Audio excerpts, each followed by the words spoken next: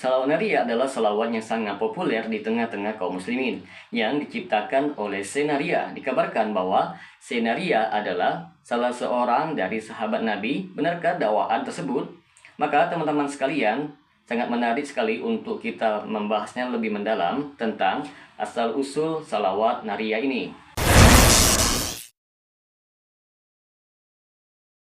Assalamualaikum warahmatullahi wabarakatuh. Berjumpa lagi dengan saya Rio Mulyadi di channel Manhaj Dakwah. Pada episode kali ini kita akan membahas tentang dakwaan pencipta salawat Naria adalah seorang sahabat Nabi.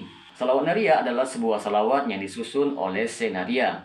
Yang satu ini hidup pada zaman Nabi Muhammad SAW, sehingga termasuk dari salah satu sahabat Nabi. Beliau lebih menekuni bidang ketauhidan. Senaria selalu melihat kerja keras Nabi dalam menyampaikan wahyu Allah, mengajarkan tentang Islam, amal soleh, dan akhlakul karimah. Sehingga saya berdoa kepada Allah memohon keselamatan dan kesejahteraan untuk Nabi. Doa-doanya menyertakan Nabi biasa disebut dengan salawat, dan Senaria adalah salah satu penyusun salawat Nabi yang disebut dengan salawat Naria. Suatu malam Senaria membaca salawatnya sebanyak 4.444 kali. Setelah membacanya, beliau mendapatkan karomah dari Allah. Maka dalam sebuah majelis, beliau mendekati Nabi Muhammad SAW dan meminta dimasukkan ke dalam surga pertama kali bersama Nabi. Dan Nabi pun mengiyakannya. Ada seseorang sahabat yang cemburu dan lantas minta didoakan yang sama seperti Senaria. Namun Nabi mengatakan, tidak bisa karena Senaria sudah minta terlebih dahulu.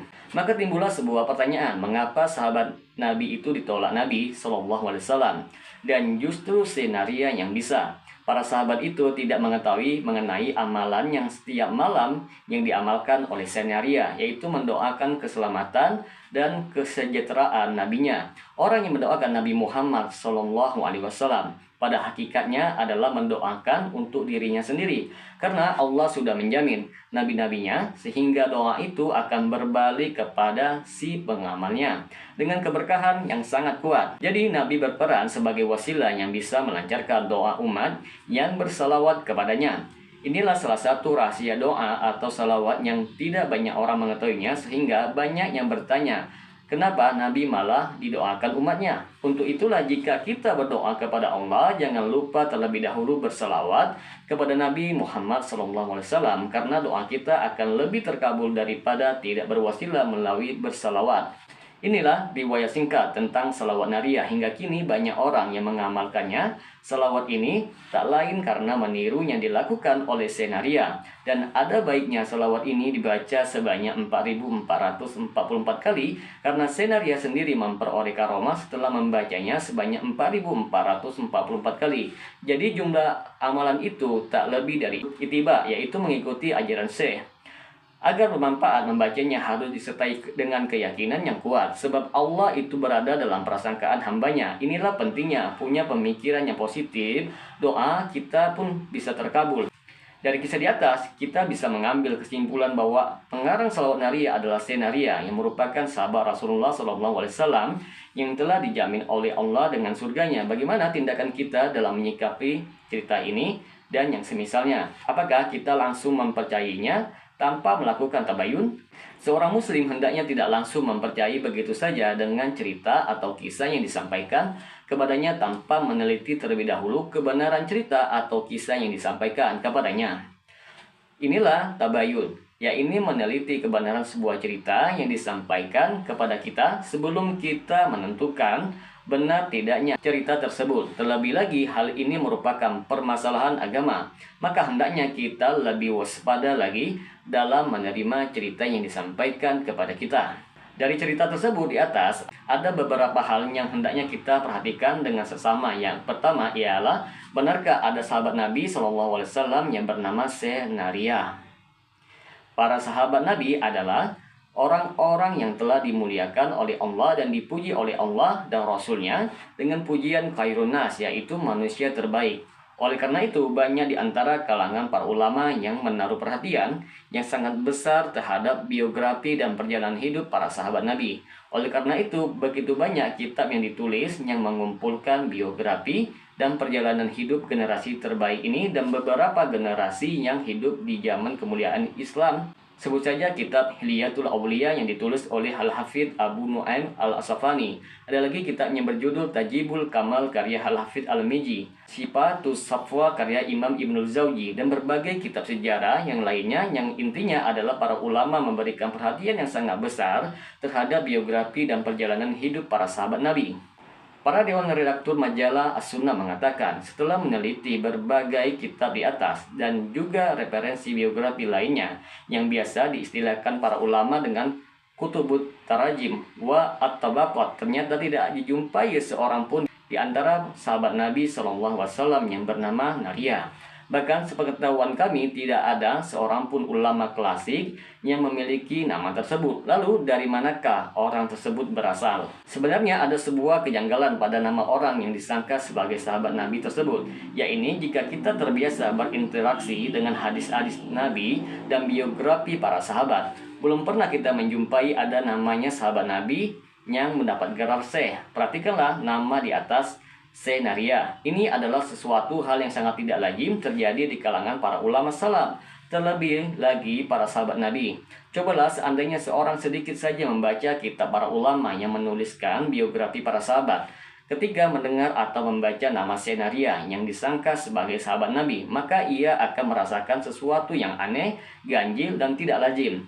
Mungkin orang yang membuat kisah ini adalah orang yang tidak terbiasa berinteraksi dengan nama para sahabat Nabi, sehingga ia melakukan tindakan yang cukup fatal dan dianggap ganjil oleh orang-orang yang terbiasa dengan biografi para sahabat Nabi.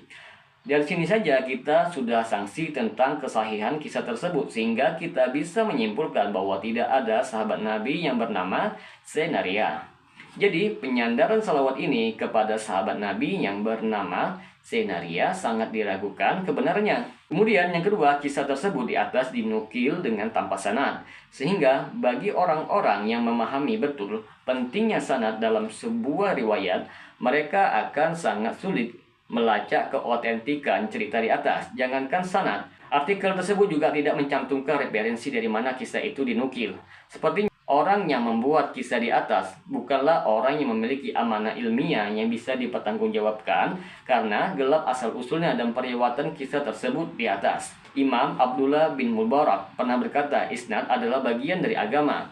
Jika tidak ada isnad, seseorang akan bebas mengatakan apa yang dikehendakinya. Diriwayatkan oleh Imam Muslim dalam mukadimah sahihnya. Tersebarnya berbagai kisah yang gelap asal-usulnya di masyarakat luas merupakan sebuah fenomena yang sangat memprihatinkan. Apalagi jika kisah tersebut membawa nama Rasulullah SAW dan para sahabatnya. Sungguh kita mengkhawatirkan mereka karena bisa terjatuh ke dalam kedustaan yang diatasnamakan kepada Rasulullah SAW. Dari Abu Hurairah radhiyallahu anhu bahwasanya Rasulullah SAW bersabda, barang siapa yang berdusta atas namaku dengan sengaja, maka hendaklah ia menyiapkan tempat duduknya di dalam neraka. Hadis riwayat Bukhari, Muslim, dan lainnya. Berdusta atas nama Rasulullah SAW tidaklah sama dengan berdusta atas nama selain nama Rasulullah SAW. Jika berdusta kepada selain Rasulullah SAW saja merupakan sebuah dosa, tentu berdusta atas nama selain atas nama Rasulullah SAW dosanya jauh lebih besar ketimbang berdusta atas nama selain beliau.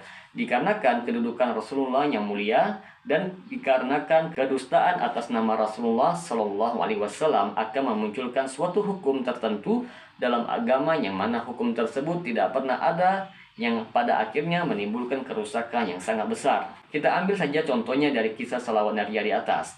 Berapa banyak orang yang meyakini bahwa salawat tersebut berasal dari Naria yang disangka sebagai sahabat Nabi.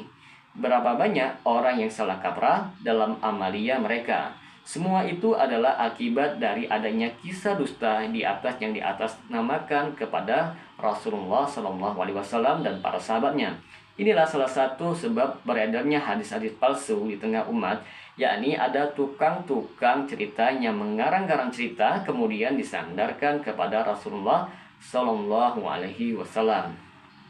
Jika kisah asal-usul dari salawat Naria ini tidaklah sahih, merupakan kedustaan atas nama Rasulullah SAW, dan merupakan kisah yang gelap asal-usulnya, maka masihkah kita meyakininya dan mengamalkannya? Selawat ini kita katakan tidak, hendaklah kita meninggalkan perkara-perkara yang tidak jelas asal-usulnya, terlebih lagi menyangkut persoalan agama dan ibadah. Tentu hal ini akan menjadi suatu keharusan untuk meninggalkannya dan beralih kepada amalia yang sahih yang datangnya dari Rasulullah SAW dan para sahabatnya. Bukan berarti orang yang meninggalkan salawat nariyah dan tidak mau mengamalkannya adalah orang-orang yang tidak cinta kepada salawat dan tidak mau bersalawat. Tidak demikian adanya. Hanya saja yang kita kehendaki adalah hendaknya kita bersalawat sesuai dengan apa yang dituntunkan oleh Rasulullah SAW melalui hadis-hadis yang sahih. Salawat merupakan sebuah ibadah yang agung, oleh karena itu mustahil kalau Rasulullah SAW tidak pernah mengajarkan kepada kita tata cara bersalawat yang benar. Rasulullah SAW telah menjelaskan kepada kita dengan jelas tentang bagaimana kita bersalawat. Beliau juga mengajarkan kepada kita lafaz-lafaz atau bacaan-bacaan salawat yang benar. Semua itu telah beliau ajarkan sehingga tidak perlu lagi mengubah atau mengarang-mengarang tentang tata cara dan bacaan selawat sendiri. Bahkan parahnya lagi adalah jika kita mengiringnya dengan kisah dan cerita yang kita pun mengarangnya sendiri, kemudian kita sandarkan kisah dan cerita tersebut atas nama Rasulullah SAW sebagai upaya pembenaran terhadap sesuatu yang batil. Rasulullah SAW bersabda, "Barang siapa yang membuat-buat sesuatu yang baru yang tidak kami perintahkan, maka hal tersebut tertolak di sisi Allah." Hadis riwayat Bukhari dan Muslim dari Aisyah radhiyallahu anha. Dalam riwayat yang lain disebutkan, barang siapa yang mengamalkan suatu amalan yang tidak pernah kami contohkan atas amalan tersebut, maka amalan tersebut tertolak di sisi Allah. Kisah yang sebenarnya adalah dari hadis riwayat Bukhari dan Muslim, yaitu sahabat yang bernama Ukasyah bin Mihsan, bukannya Senaria. Simpulannya ialah bahwa Senaria bukanlah sahabat Nabi dan selawat ini tidak memiliki asal-usul yang maka sebaiknya kita meninggalkannya. Selawat nariyah yang membawa kita kepada kesyirikan sebagaimana yang telah kita jelaskan pada pertemuan sebelumnya. Semoga dengan sedikit penjelasan ini dapat memberikan manfaat bagi teman-teman sekalian. Dan apabila channel ini dapat memberikan manfaat bagi teman-teman sekalian, silakan subscribe dan share. Semoga bermanfaat. Assalamualaikum warahmatullahi wabarakatuh.